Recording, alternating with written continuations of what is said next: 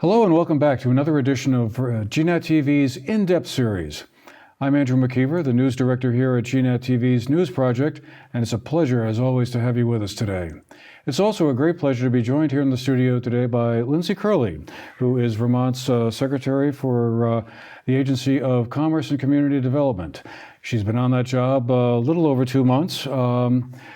From January of 2017 to August of 2019, she was Vermont's Commissioner of Labor and has now moved over to this new post. And on her way to Bennington tonight to be the keynote speaker at the Benton County Industrial Corporation's annual meeting. So, Ms. Kurrle, thank you very much for making the time to be with us today. My pleasure to be here. So many things going on in Vermont's economy, as always, but I guess I just thought to get us started here, what's been the biggest change you've noticed as you've transitioned from the labor to commerce side of the picture in government?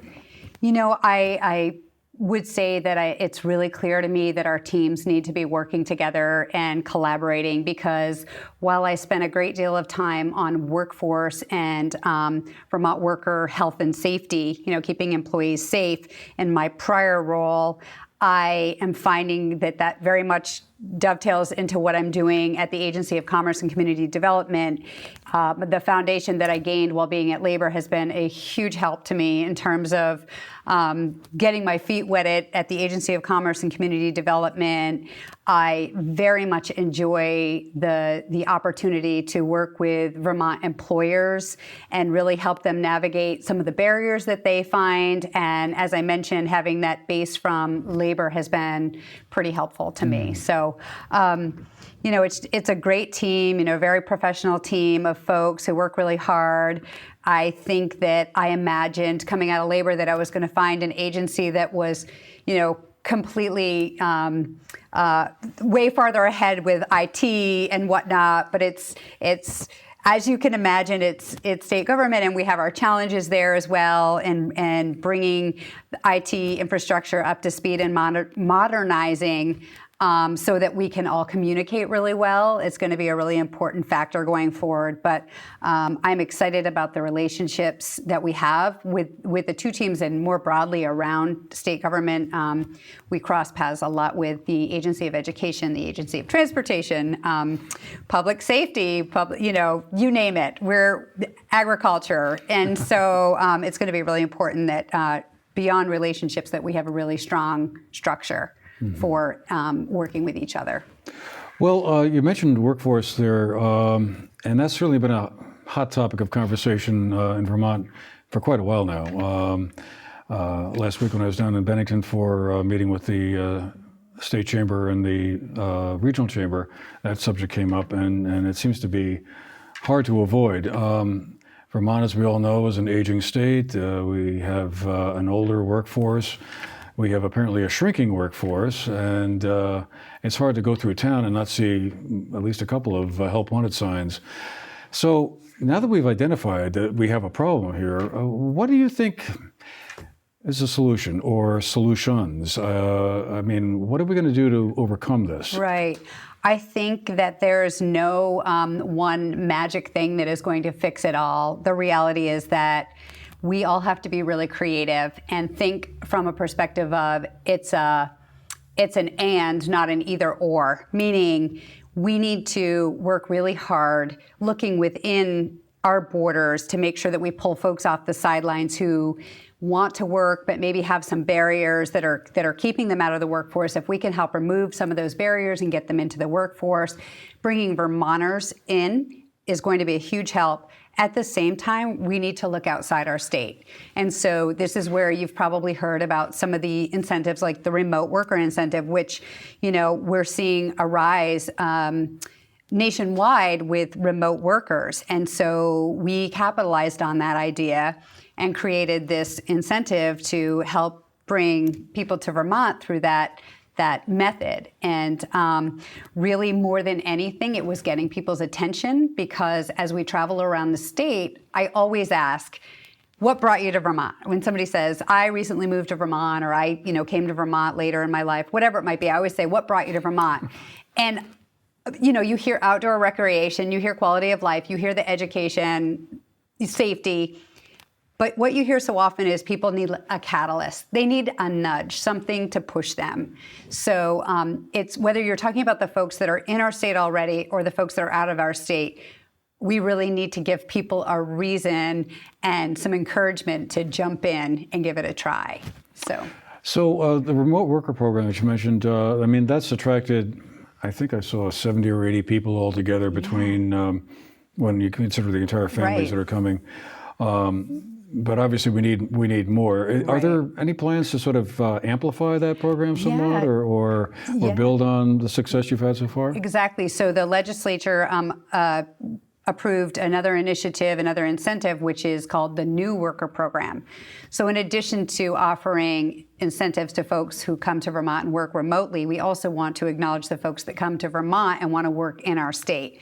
So the program is going to be very similar. It will roll out in January. But again, it's an opportunity to help folks who want to come here, maybe reimburse for some moving expenses, maybe that down payment on housing, which, as you know, can be really hard for somebody who's making that move to make that first and last months and the security deposit as well. So hopefully these programs are not only the nudge that people need, but also help employers around our state from the perspective of getting the word out there and letting folks know, hey, we're here, we have great jobs, we're open for business, come to Vermont. Housing is another issue that seems to tie into this in some way or another, and I'd be curious to hear your thoughts on that.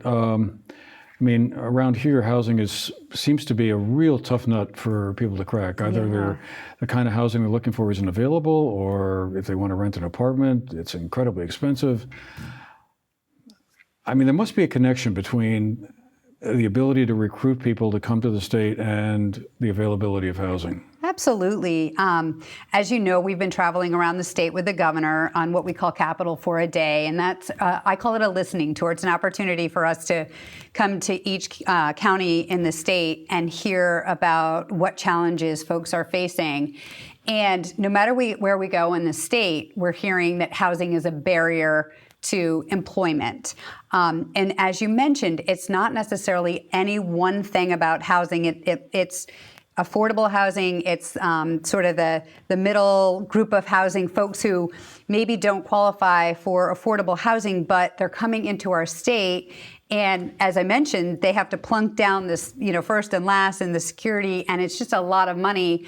There's also folks who they want to buy their first home, and they don't want to spend $400,000 or nor can they, right? So it's a broad, an understanding that we really want to refurbish our existing stock. We want to make sure that we have a variety, that it's located, so that folks can get housing that is near a good school and near their job, and so that they don't have to travel too far. So again, this is something that we're really focused on. The team, the Commissioner of Housing and Community Development, Josh Hanford, is fantastic. He's working really hard with his team to make sure that they're connecting with communities to make sure that the permitting processes make sense, and that, again, that they're reconciling so that we can remove some of the barriers that are preventing us from bringing the proper housing that we need into communities. So you'll see more on that as the session unfolds. So, yeah, because it seems like the market is sending signals at a very high volume that there is this need out there, and yet developers or would-be developers seem to be kind of unable to pencil things out to see a profit margin at the end after they build let's say, attractive housing that designed for middle-income folks. Right. So it always seems like between the cost of land, cost of labor, cost of materials, and the permitting process, right, which we're trying to refine and improve. But it just seems to kind of be a Absolutely. barrier. Well, one of the other things that seems to come up a lot when we talk about the Vermont economy is broadband, and I know that we have some good-looking numbers on the service. Most of the state now is pretty close to having access to the internet and broadband services. I remember when the E-State Initiative first was proposed by then Governor Douglas back in 2007 or so. It seemed like a long way to go to get the last mile all wired up, but we seem to be fairly close to it. But it still seems to be a kind of a shortfall in terms of the quality of the service, like the bandwidth speeds aren't fast enough. Is that another area your agency is looking at as something we need to do to kind of perk up the economy? Yeah, I mean, again, our agency from the perspective of growing our economy and making Vermont affordable, that's a really important to actually protecting the vulnerable, right? Making sure people from safety perspective have connectivity as well. It's a really important piece for us. With the Department of Public Service under June Tierney's leadership, we're looking at that. As you can imagine, it's really expensive, and we're trying to look at partnerships that we might create and ways that we can, get out to the last mile and make sure that we have the coverage that we need. So. Because it seems like one of the interesting things that came out of the bill that the legislature passed last year was this idea of communication union districts. I know there are already a few in existence farther north, and there's been some conversation about forming some down here as well. Is that going to be the most likely route, do you think, that most communities would want to explore? Yeah. If they want to, obtain more robust service? Yeah. I'm not sure, to be honest with you. This is an area that is very new to me, 2 months in, that I haven't had a chance to dive in as deep as I'd like to. But again, I know that our team is very focused on making it work. So more to come on that down the road. All right. We'll look forward to that. One of the other things that I heard last week at that lunch down there in Benton between the two chambers was about tourism. And obviously, bedrock of the state's economy for a long time, going all the way back to the dawn of the ski age, I suppose, and I suppose further back than that. Mrs. Abraham Lincoln used to vacation in Manchester, right. So. And obviously, it's just an enormous piece of the state's economy.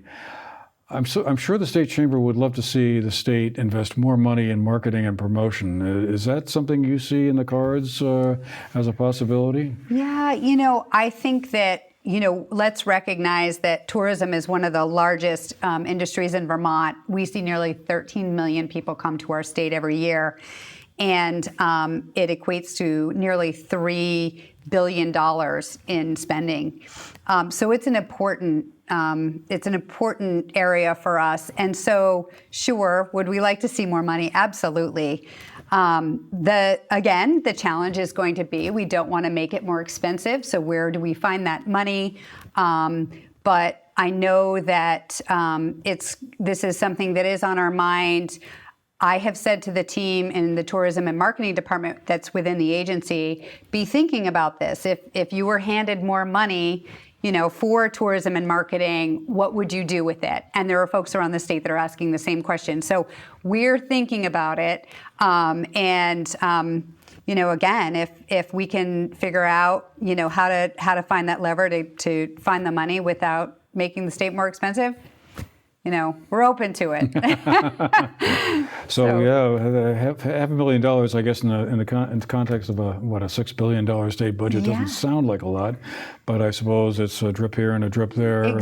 That's exactly it. It's like every little bit adds up. So there's the folks that think broadband's more of a priority or housing's more of a priority, right? So it's finding that sweet spot and making sure that we have a robust travel and marketing, tourism and marketing program, so that we really showcase how amazing our state is, right? And that's not just the travel aspect of it, but economic development aspects. We really, we're lucky. We have 4 seasons that draw people here for different reasons, and summer is definitely the most. The most volume in terms of our tourism. But again, we have world-class ski resorts here in the Northeast. And in the fall, everybody wants to come and see our beautiful colors. And in the spring, they want to come try our maple syrup. So we want to showcase those. And there's other things we want to showcase as well. So again, I think it all equates. If people come here, there's more money spent here. If people move here, we increase our tax base. So good things can happen. So it's finding that sweet spot of, what can we spend that will actually make it more affordable to be here and grow our economy. Well, another sector the state, I'm sure, has been trying to see more growth in is the technology area. How's that going? I mean, I've heard in recent days a couple of layoffs up in some places in Burlington. Global Foundries, I think, announced one, and Dealer.com had a few people laid off. And so I was just wondering, are there warning signs flashing there? Or, because the story seems to have been so far, hey, it's a cutting edge kind of business. It's going to yield a lot of jobs. It's kind of a cool thing. It'll bring more people to the state. Is that what are you folks seeing from up in Montpelier? Yeah, I think our tech industry has so much promise and it's growing. And I would share that the piece of Global Foundries that was sold off to Avera, that eventually Marvell from California is coming in to purchase. The layoffs were because, as I understand, some duplication. That doesn't mean that they aren't hoping to grow in Vermont. Their goal is to have a presence in Vermont and to take that particular segment of the business that is supportive or that fits nicely with what they do in California and some other locations and do it here in Vermont. Global Foundries, they have help wanted signs out, as you mentioned. They're no different than the small businesses, the mom and pops that we see around the state that have that help wanted sign hanging. So I would say that obviously we've had this really long economic expansion, and so all of us are sort of hanging on, wondering what is going to be that sign. And there are some people that would say maybe we're already starting in that recession. I can't tell you that we are, but I would say that the movement we're seeing right now is not completely abnormal. I can kind of pivot to Energizer in Bennington as well. As you know, they acquired Rayovac, which has a plant in Portage, Wisconsin. And they, looked again, all these companies as an employer, you're looking to see where you have duplications. And from what I understand, they felt that the product that they're making they would be better served to do it in one location. And the facility in Portage was right now already suited and ready for taking that on. Now it's going to be a little bit of a runway in terms of tapering off, but there are so many employers in Bennington County who are in, what I would say, again, the manufacturing, that are saying, we can't find people. So I'm hopeful that if there are people that are impacted by, this movement of Energizer out to Wisconsin, that folks who are affected by that are able to find jobs here locally, and that it, good jobs, and that it will really serve the employers who are struggling to find those people well. So again, it's me looking for the silver lining. I'm hopeful, but again, I think we have a lot of really good things going on. Yeah, well, it certainly seems like you say, employers are just madly trying to find people who are qualified. And I guess the question is going to be, of those Energizer employees who are going to be laid off, will they be able to fit into another manufacturing situation somewhere in the area? The skill sets, Interesting question. I'm sure, given your former background in the labor department, this is great interest. I mean, you definitely see movement and sales of businesses, and so you have to sort of try to keep it in perspective and not panic. But if you're the one that's lost your job, sure, it's a big deal. It's a really big deal, and for that, I wish nobody had to go through that. But we are having a time where I think we have historically low unemployment. So 2.9% or something like that? We were at 2.1%. I think we have bumped up to 2.2%. But this is historic. These are historic lows, and if you're a job seeker, this is the time to go try something that maybe you've wanted to try, because what we're seeing with employers is they are much more willing to take somebody that doesn't necessarily have all the training and expertise coming in, and they're willing to train people. We're seeing collaborations with Community College of Vermont and VTC in terms of creating apprenticeships so that people can earn while they learn, because so many people can't just step out of the workforce to go back to school to learn, whether it be a new trade or a new profession. So again, we're seeing a lot of creativity around the state, and these, like I said, it's a double-edged sword. Low unemployment, it's good, in terms of somebody who wants a job, but it's really hard for an employer who's trying to maintain or grow their business. Do you think the education system of the state should kind of adapt a little bit more towards helping kids who may not want to go to college get into a tech or different path, vocational pathway? Yeah, I think you're seeing a willingness to pivot. I think you're seeing some flexibility, and it's maybe slower than some people want, but I honestly believe that folks understand what's going on and that there needs to be alternate paths, and that there are many on-ramps, right? So if somebody decides to jump off and try one thing and it doesn't really work, it doesn't mean that they're set back, right? It's like you can jump back on and try something different. And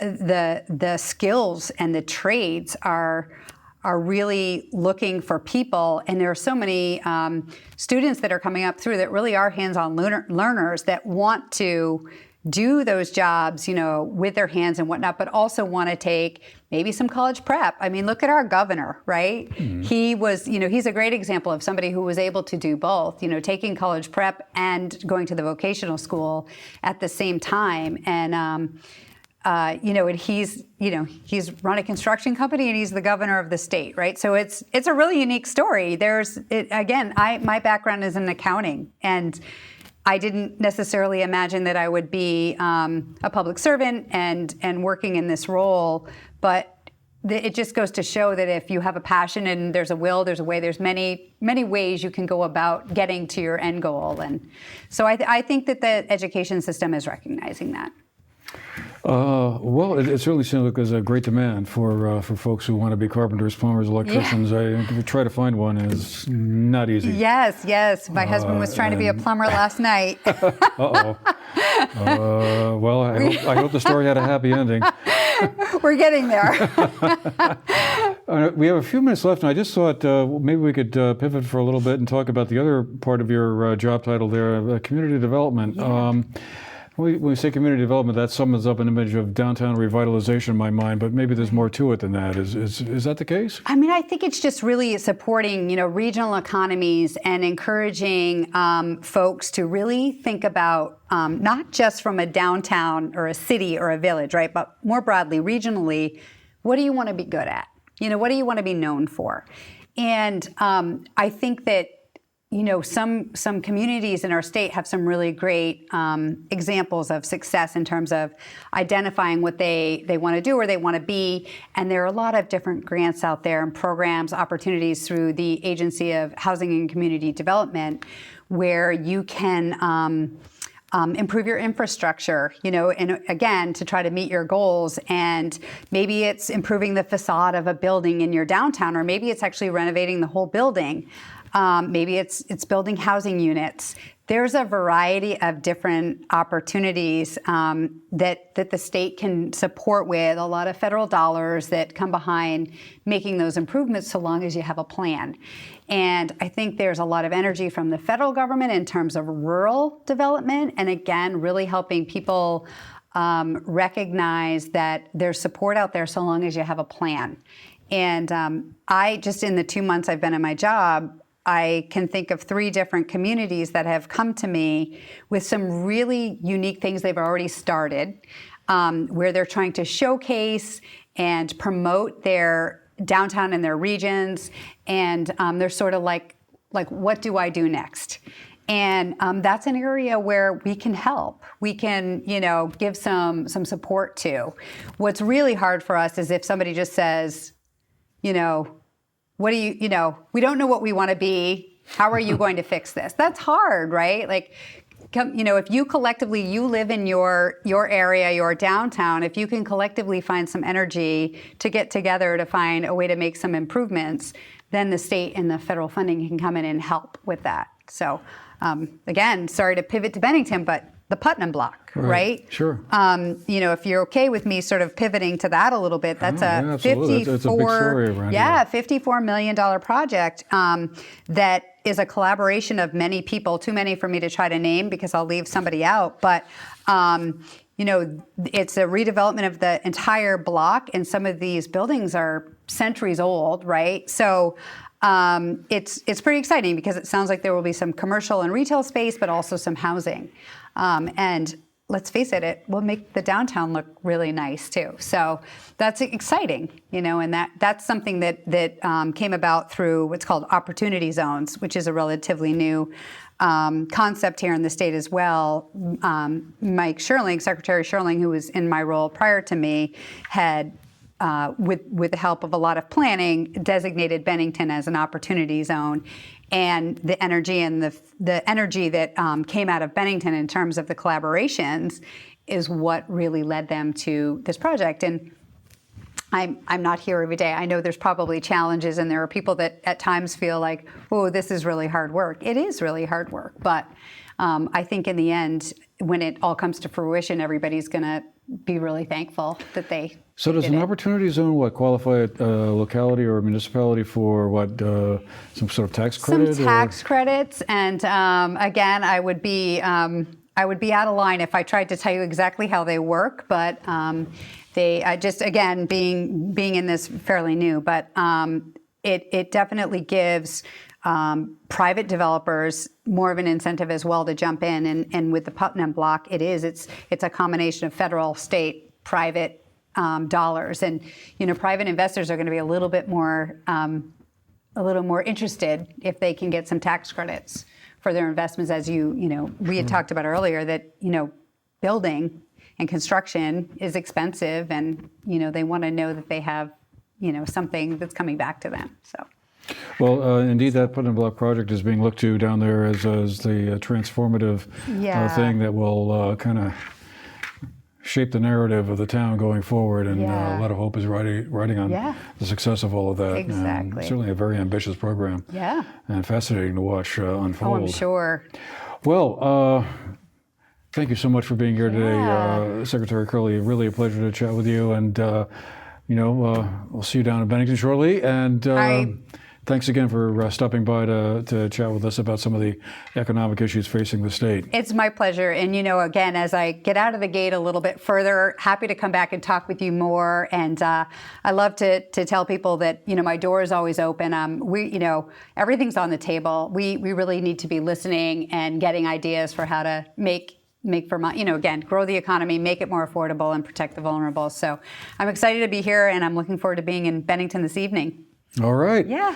Well, thank you very much again. And thank all of you as well for being with us today. I hope you've enjoyed the show, found it informative, and we'll see you again the next time. Have a great day.